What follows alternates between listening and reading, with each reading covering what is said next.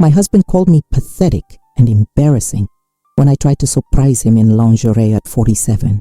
What he didn't know was that the lingerie wasn't even from him. I'm still shaking as I write this. 3 weeks ago, I thought I was married to a man who loved me. Today, I discovered that the person who truly sees me as beautiful has been right under my nose for 2 years, while my husband of 22 years has been slowly killing my soul.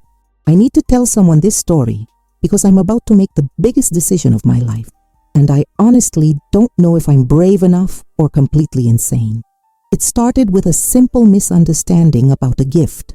It ended with me realizing that I've been living a lie for over 2 decades. The worst part? The humiliation I felt that night was nothing compared to the rage I feel now that I know the truth. I thought I was past the point of feeling desired. At 47, going through menopause, with a body that's changed and a marriage that's become more like a business partnership, I'd accepted that passion was a young woman's game. I was wrong about everything. This is the story of how a piece of red lace exposed the truth about my marriage, my worth, and the man who's been watching me with desire while my own husband treats me like I'm invisible. If you've ever felt invisible in your own life, this story is for you. My name is Sarah, and until 3 weeks ago, I thought I had a decent life. I'm 47, a senior marketing director at a mid-sized tech company, and I've been married to David since I was 25. We have 2 kids, Emma, 19, away at college, and Jake, 16, who's barely home between school and sports. David and I met in our early 20s when we were both ambitious and full of dreams.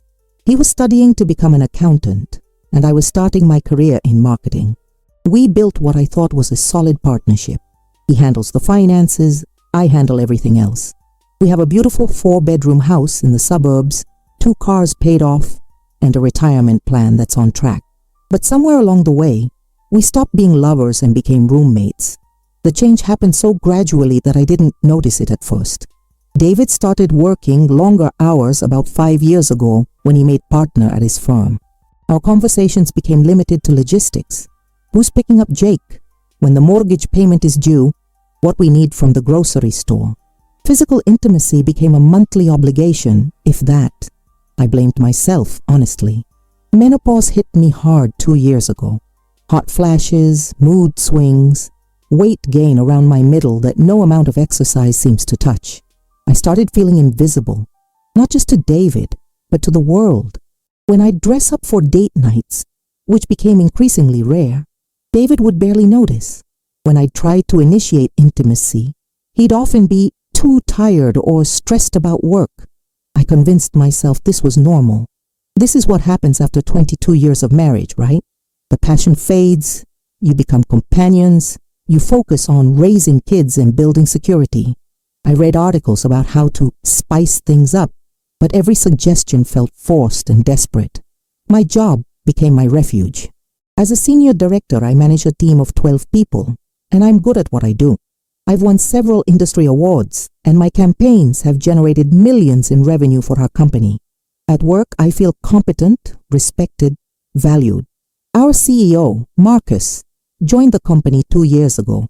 He's 52, divorced, incredibly successful, the kind of man who commands attention when he walks into a room. He's always been professional with me, but I noticed he seemed to value my input more than my previous bosses had. He'd seek out my opinions in meetings, implement my suggestions, and give me credit publicly for successful campaigns. I never thought much of it. I assumed he was just a good leader who recognized talent. The idea that a man like Marcus, wealthy, powerful, who could have any woman he wanted, might be interested in me seemed laughable. I'm a middle-aged suburban mom going through menopause. I'm not the type of woman who turns heads anymore. At home, David and I had settled into a routine that felt more like a business arrangement.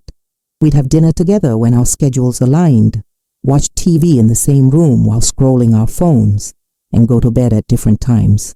He'd gotten into the habit of staying up late working on his laptop, which usually meant falling asleep on the couch.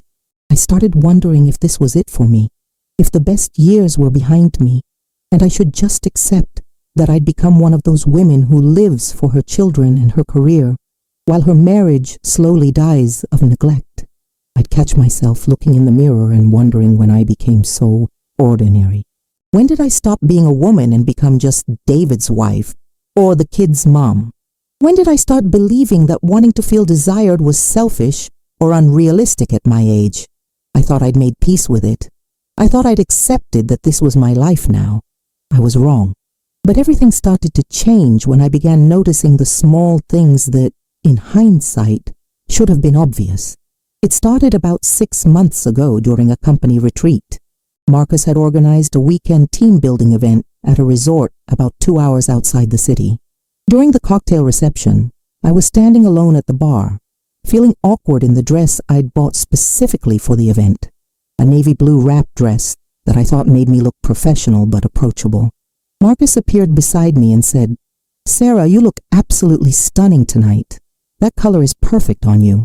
I laughed it off, assuming he was just being polite, but there was something in his eyes that made me feel seen.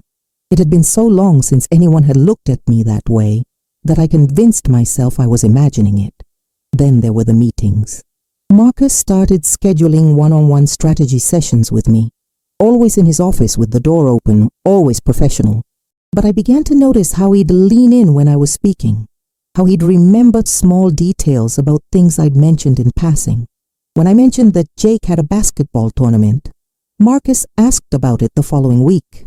When I was stressed about Emma's college applications, he somehow sensed my mood and asked if everything was okay at home.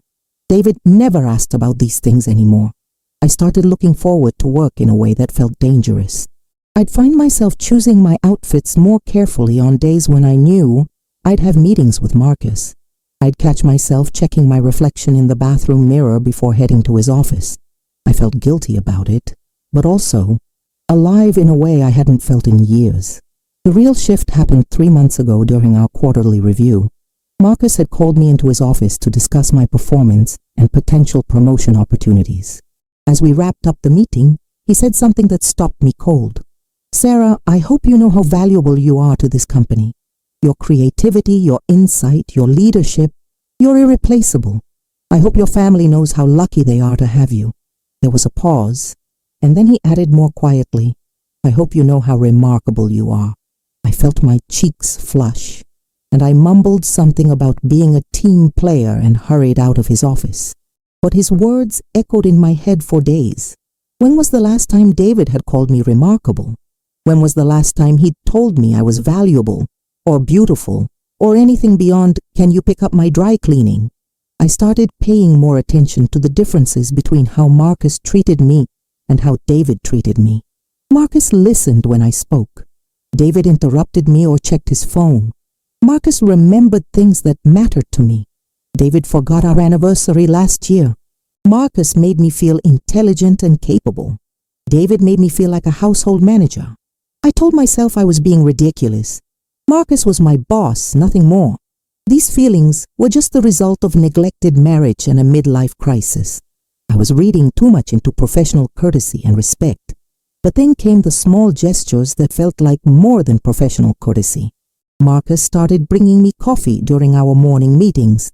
Not just any coffee, but a lavender oat milk latte from the expensive cafe downtown, which I'd mentioned liking once in passing. He'd find excuses to walk by my office, always stopping to ask about my day or share something he thought I'd find interesting. The most confusing moment came 6 weeks ago when I was working late on a presentation. Everyone else had gone home, and I was alone in the office, stressed and exhausted.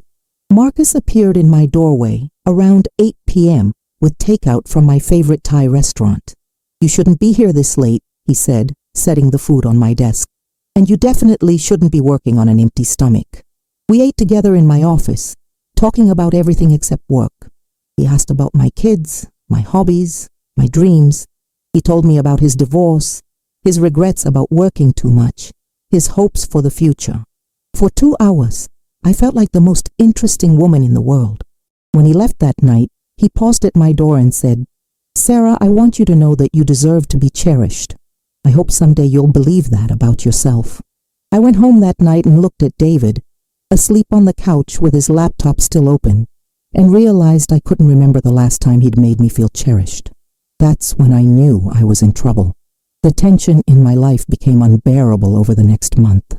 I was living in two completely different worlds, and the contrast was killing me. At work, I felt vibrant and appreciated. Marcus had started finding more reasons for us to collaborate on projects. We'd have working lunches that stretched longer than necessary, filled with conversations that danced around the edges of something deeper. He'd compliment my ideas in meetings, making sure everyone knew when a successful strategy was mine. I caught him looking at me sometimes, with an expression that made my heart race, like I was a puzzle he was trying to solve, or a woman he was trying not to want. At home, I was becoming increasingly invisible. David had started a new habit of scrolling through his phone during dinner, barely acknowledging my attempts at conversation. When I'd dress up for our rare date nights, he wouldn't notice unless I explicitly asked, "How do I look?" Even then, his responses were perfunctory, "Fine," or "Nice." The breaking point came during my birthday dinner last month. I'd made reservations at the restaurant where we had our first date, hoping to recapture some spark. I wore a new dress, emerald green, fitted, the kind of dress that used to make David's eyes light up. I spent an hour on my hair and makeup. David showed up 15 minutes late, apologizing about a client call. Throughout dinner, he checked his phone repeatedly. When I tried to bring up our upcoming anniversary, he said, "Oh right, we should probably book something," without looking up from his screen. The waitress, a young woman probably Emma's age, noticed my expression and quietly brought me a complimentary dessert with a candle. "Happy birthday," she whispered. "You look beautiful tonight." A stranger showed me more attention on my birthday than my own husband did. That weekend, I found myself working on Saturday, ostensibly to catch up on projects, but really hoping Marcus might come in. He did around noon and seemed genuinely surprised to see me. "Sarah, what are you doing here? It's Saturday." "Just catching up," I said, suddenly feeling foolish. He sat on the edge of my desk, closer than he'd ever been before. "You work too hard. When's the last time someone took care of you?" The question hit me like a physical blow. I couldn't remember. "I'm fine," I said, but my voice cracked slightly. Marcus reached out and gently touched my hand. "You deserve so much more than fine, Sarah." We stared at each other for a moment that felt like an eternity. I could smell his cologne, could see the flecks of gold in his brown eyes. For a second I thought he might kiss me, and I realized I wanted him to. Instead, he pulled back and said, "I should let you get back to work." After he left, I sat in my office and cried, not because he'd almost crossed a line, but because I wanted him to. That night, I tried to talk to David about us, about how disconnected we'd become. I suggested counseling, a weekend getaway, anything to rebuild what we'd lost. "Sarah, we're fine," he said, not looking up from his laptop. "Not every marriage needs to be a romance novel. We're stable, we're comfortable. Isn't that enough?" "What if it's not enough for me?" I asked. He finally looked at me then, with an expression of mild irritation. "What's gotten into you lately? You've been acting strange. Are you having some kind of midlife crisis?" The dismissal in his voice was devastating. I wasn't having a crisis. I was waking up to the fact that I'd been sleepwalking through my own life. That's when I started fantasizing about what it would be like to be with someone who truly saw me. Someone who thought I was worth pursuing, worth cherishing, worth the risk. I was playing with fire and I knew it. But after years of feeling invisible, the warmth felt like salvation. I just didn't know how close I was to getting burned. The moment that changed everything happened on a Tuesday morning 3 weeks ago. I arrived at my office to find an elegant black box sitting on my desk tied with a red silk ribbon. My heart immediately jumped to David. Maybe he'd finally remembered that romance wasn't dead, that I was worth surprising. Inside was the most beautiful lingerie I'd ever seen. Deep red lace, clearly expensive, with a note that simply said, "For someone who deserves to feel beautiful." I stared at it for a full minute, emotions flooding through me. David had never bought me lingerie before. He'd always said it was impractical or a waste of money. But maybe this was his way of trying to fix what was broken between us. Maybe he'd finally realized what he was losing. I spent the entire day in a state of nervous excitement. I left work early, took a long bath, did my hair and makeup with more care than I'd taken in months. I put on the lingerie and waited for David to come home, feeling vulnerable but hopeful for the first time in years.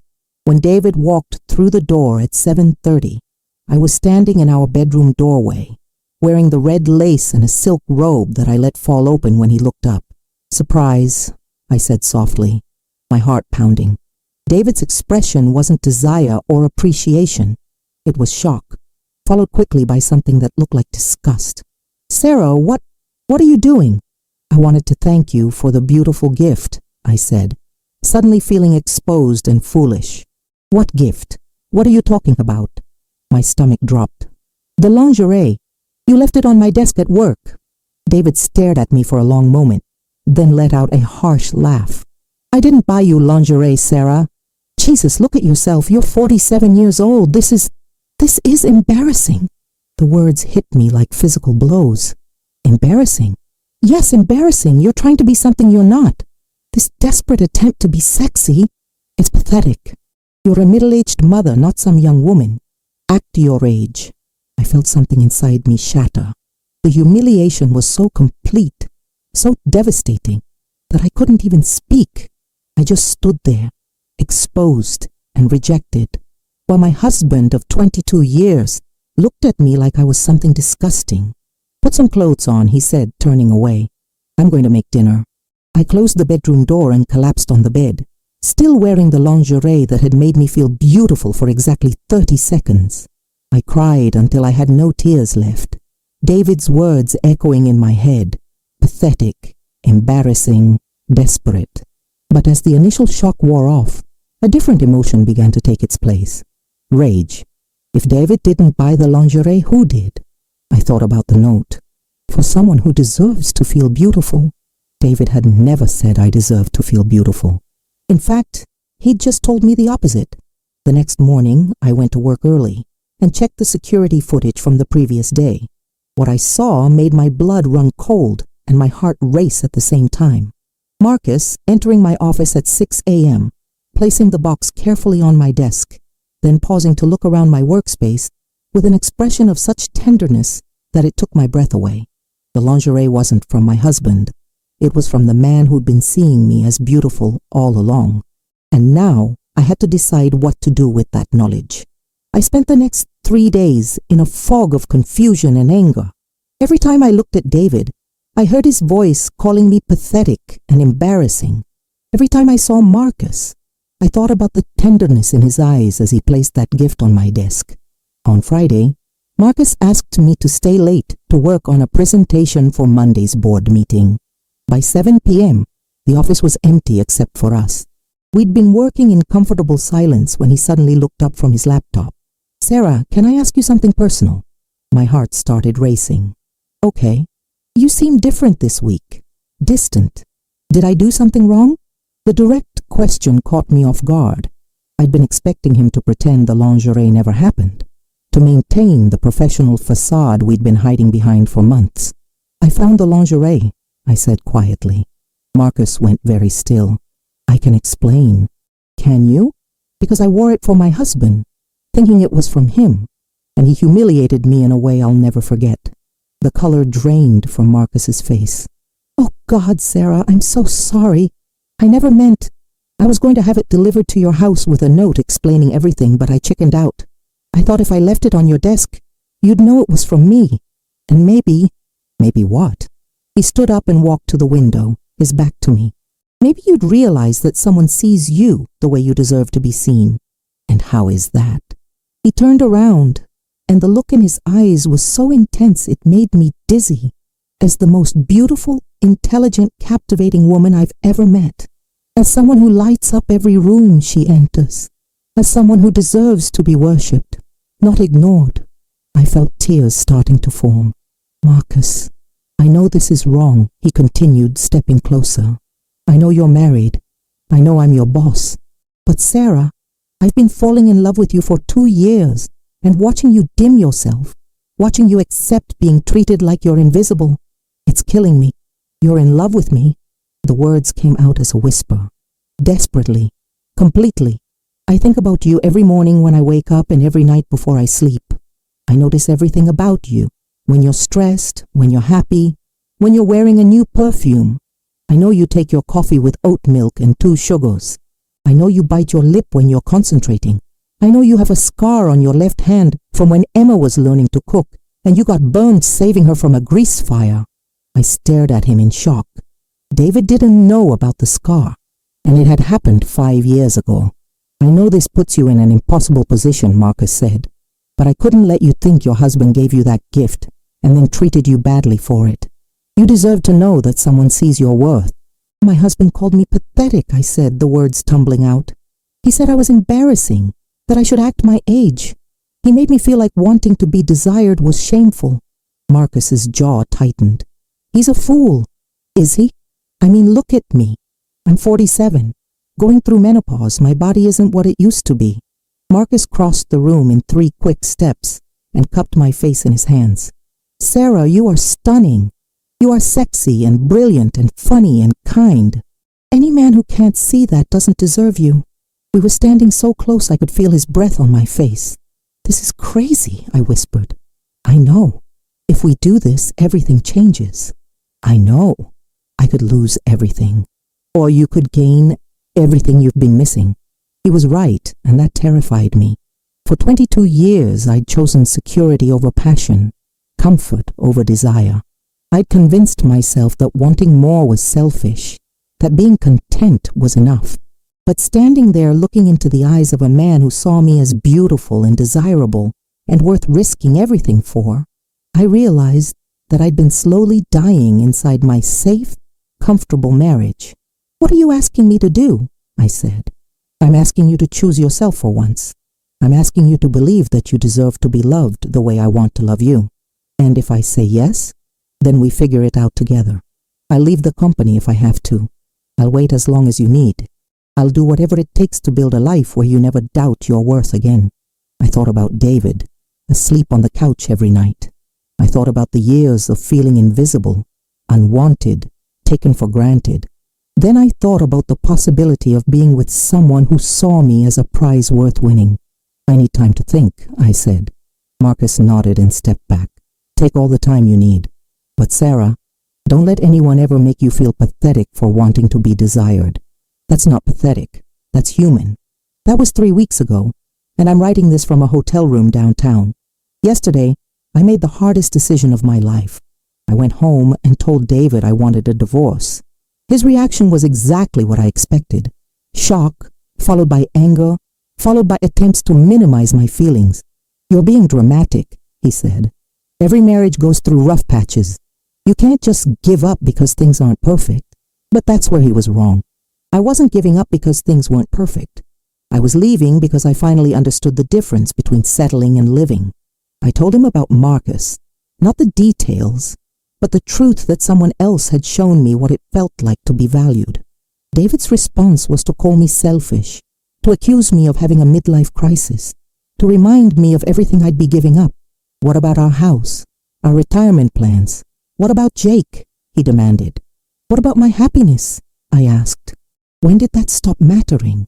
He couldn't answer that question, because the truth was, my happiness had never been a priority in our marriage. I'd been so focused on being a good wife, a good mother, a good provider, that I'd forgotten to be a good partner to myself. This morning, I called Marcus and told him my decision. We're taking things slowly. I'm moving into my own apartment next month, and we're going to date properly, like adults who choose each other, rather than people who fall into a relationship by default. I know what people will say. They'll call me selfish for leaving a stable marriage. They'll say I'm having a midlife crisis, that I'm throwing away 22 years for a fantasy. Some will say I'm a fool for believing that a man like Marcus could really want a woman like me. But here's what I've learned. There's a difference between being wanted and being needed. David needed me to manage his life, to raise his children, to maintain his comfort. Marcus wants me, my thoughts, my laughter, my body, my dreams. He sees me as a whole person, not just a collection of roles I play for other people. I'm not saying this is easy. I'm terrified about the future, about starting over at 47, about what this means for my relationship with my kids. Emma was supportive when I called her, saying she'd noticed how unhappy I'd been for years. Jake is struggling with it more. But he's also old enough to understand that people deserve to be happy. The hardest part has been unlearning the belief that wanting more is selfish.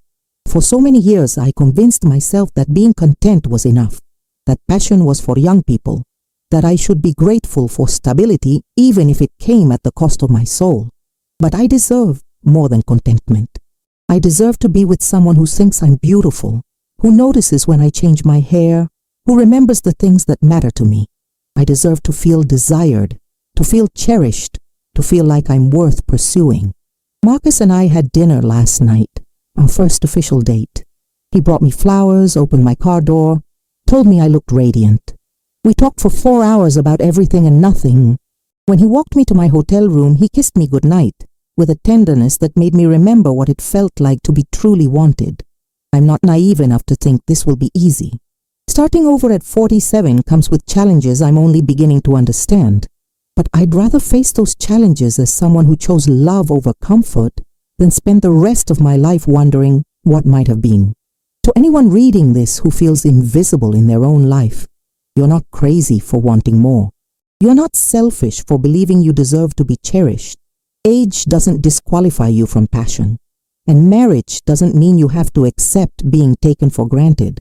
I spent 22 years believing that wanting to feel beautiful was shallow, that needing to feel desired was immature. I was wrong. Those needs don't disappear when you turn 40 or 50 or 60. They're part of being human, and anyone who makes you feel ashamed for having them doesn't deserve you. The red lingerie is hanging in my hotel closet. I'm going to wear it again soon, for someone who sees it as beautiful rather than embarrassing, for someone who thinks I'm worth the risk. I'm 47 years old, and I'm finally learning how to choose myself. Have you ever felt invisible in your own life? Have you ever stayed in a situation because it was safe, even though it was slowly killing your spirit? I'd love to hear your stories in the comments.